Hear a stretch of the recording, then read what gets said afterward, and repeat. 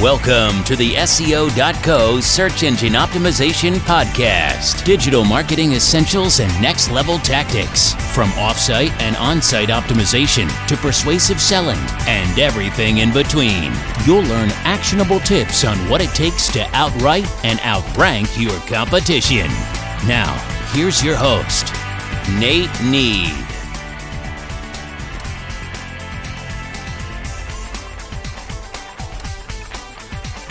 Welcome again to another episode of the SEO.co Search Engine Optimization Podcast. Today we're going to be talking about starting your own SEO agency or SEO company, as the case may be, which there really is no difference. It's just nomenclature. But there are a number of reasons to want to start one and a number of reasons to avoid getting into SEO, which we'll discuss here a little bit.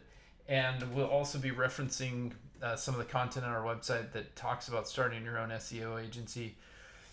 The main reason folks want to get into an industry in many cases is the size. So it's expected that the SEO world, search engine optimization, search engine marketing, is a $90 billion plus industry, and there's just a ton of opportunity there. Having said that, there are now a lot of established players that have been at this game for quite a while.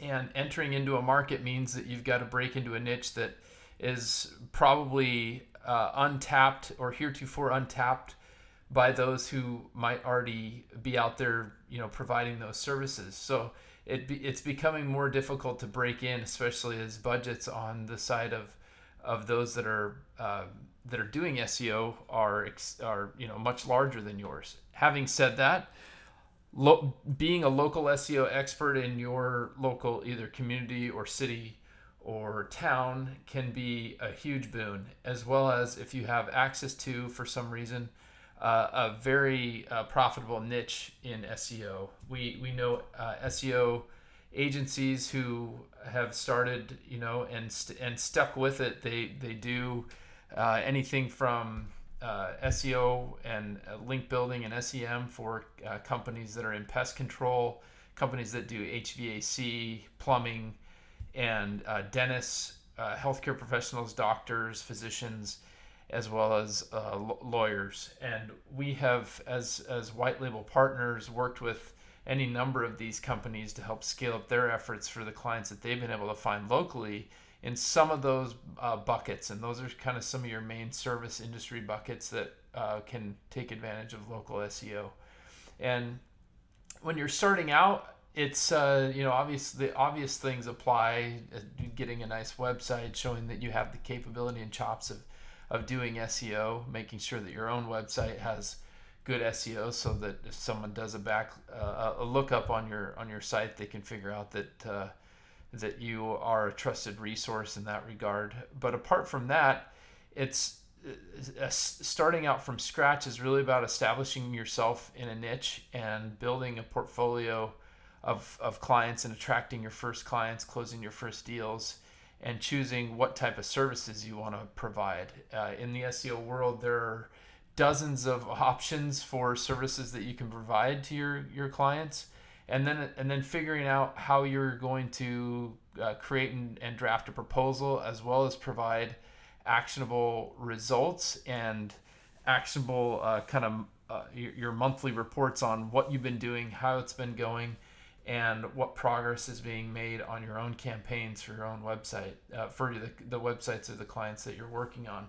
And then, of course, another important aspect is going to be maintaining and retaining those clients over a longer period of time. It does no good for you to get a nice engagement with someone only to have that slip away a couple months later. So as the pie continues to grow in some respects, you'll also notice that Google's share of the overall search market is actually on the decline. It's expected to decline and lose ground and market share to the likes of Amazon, as Amazon encroaches into new territories in search, and they take over more of the product side of the market. And we are expecting that Google in the coming years will actually be more for service-related businesses and not so much for more for service-related businesses and not so much for product-related businesses as Amazon will be.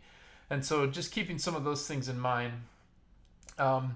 Really, the at the outset, there are a few things to really get ready for as you make your foray as a new agency. And that would be, getting your website established, making sure you've got a cohesive brand and cohesive brand message among clients and potential clients, and then putting together all the agreements and proposal, your master service agreement, your proposals, all of that stuff. These aren't things that we provide. There are other companies out there that do a good job providing a lot of these blueprint items for starting a new agency.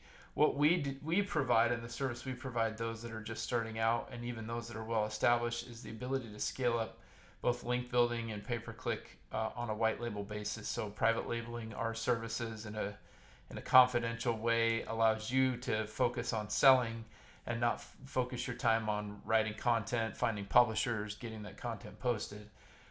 You can focus on what you do best. If that's web design, if that's graphic design, if it's selling itself, then it's probably best that a new agency owner spends their time in that realm.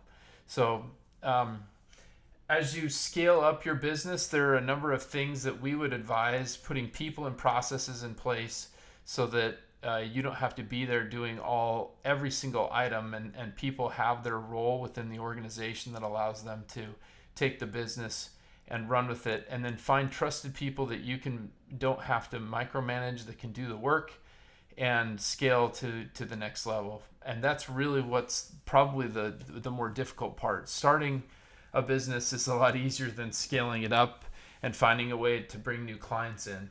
And when it comes to bringing new clients in, that's probably the most critical piece of starting your agency. So find a niche, whether it's geographic or industry specific, and really work your way into that niche, and maintain that razor sharp focus. Because if you're starting a brand new website in SEO and hope to get traction by building links and getting organic traffic to your website, boy, that's just a long slog.